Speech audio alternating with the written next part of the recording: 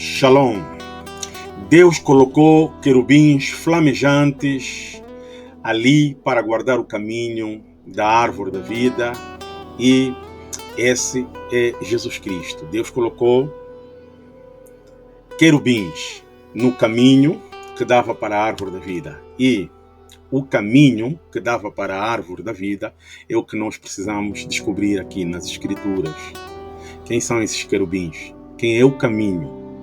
Ou que tipologia o caminho é representado aqui na palavra de Deus? O querubim flamejante, em outra dimensão, é a lei que te impede de participar da graça de Deus, que é o caminho, que é a árvore da vida, que é Jesus Cristo. O pregador legalista também se torna aquele querubim flamejante que também o guarda.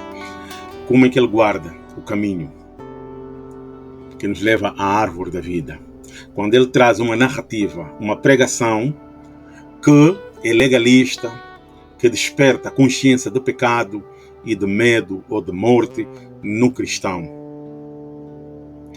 Quando ele prega ou traz uma narrativa, uma pregação que não revela o amor e nem tampouco a graça de Deus, ele só traz uma pregação que revela a ira de Deus.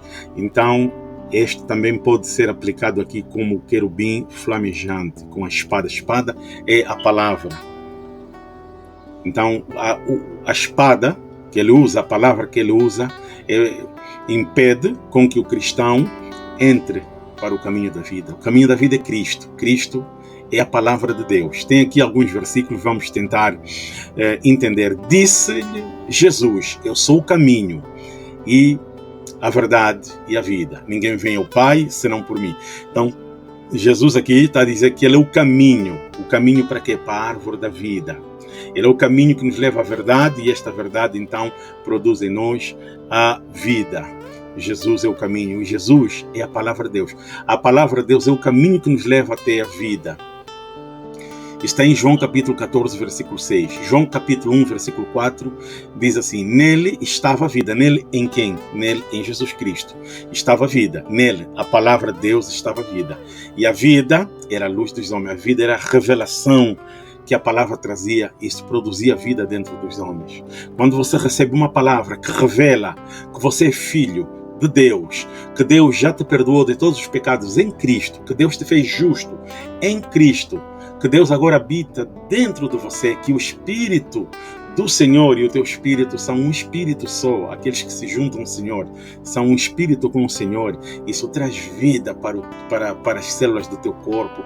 Isso transforma-te total e completamente. Então, aquele pregador que não prega esta pregação da graça, ele prega a ira de Deus, ele prega a vingança de Deus.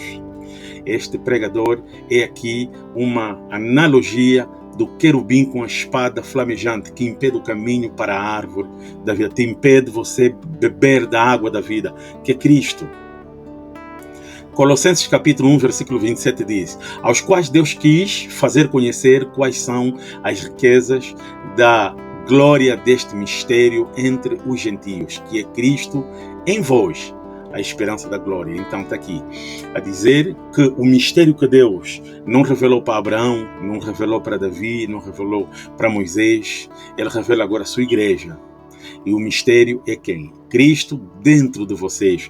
Cristo em vós. Cristo dentro de vocês é a esperança da glória. Lembrando que lá no livro de Gênesis, quando Adão foi colocado para dormir e Deus retirou dela a costela, na verdade foi ali quando a imagem de Deus dentro do Adão desapareceu. Lá no livro de Romanos, capítulo 3, diz que nós todos pecamos e destituídos da glória de Deus estamos. Aqui o pecado não é se deitar com a mulher do outro, não é se deitar com o marido da outra, embora isso também é pecado. Aqui o pecado é errar o alvo, e errar o alvo é Cristo, a imagem de Deus, é o amor de Deus.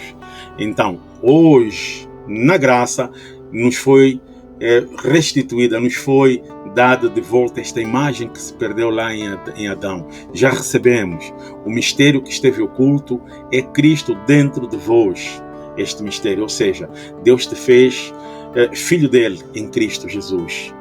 E isso traz vida dentro de ti. Isto é a árvore da vida, é Cristo.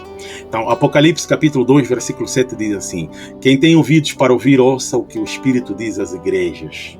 Ao vitorioso ou vencedor darei o fruto da árvore da vida que está no paraíso de Deus. O paraíso de Deus é Cristo, Cristo é a presença de Deus dentro de nós. Darei o fruto da árvore da vida. A árvore da vida e a palavra de Deus é Cristo.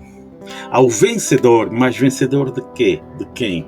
Ao vencedor das tentações, aquele que vencer as tentações da carne, ou seja, aquele que vencer a mentalidade da carne, que é morte e é inimiga de Deus, então lhe darei o fruto da árvore da vida, que está no paraíso de Deus. Então, quando nós vencemos com a ajuda e a graça de Deus, o conhecimento da palavra de Deus, vencemos as mentiras que o diabo colocou na nossa mente, dizendo que a gente é animal, que a gente veio do animal, que é normal e que Deus está a te punir, tu estás debaixo da ira de Deus. Quando a gente vencer essa mentira e ancorarmos a nossa fé na palavra de Deus, que é a graça de Deus, que revela Cristo, o amor de Deus, a graça de Deus, então Deus nos dará do fruto da árvore da vida. As tuas células vão produzir células, o teu corpo vai produzir células novas no teu corpo. Tudo será um refrigério dentro da tua alma e do teu espírito, quando você despertar para esta verdade. João capítulo 1, versículo 17 diz assim: pois a lei foi dada por meio de Moisés. Moisés aqui é uma figura da lei dos 10 mandamentos. A lei foi dada por meio de Moisés, mas a graça e a verdade vieram por meio de Jesus Cristo. Uai!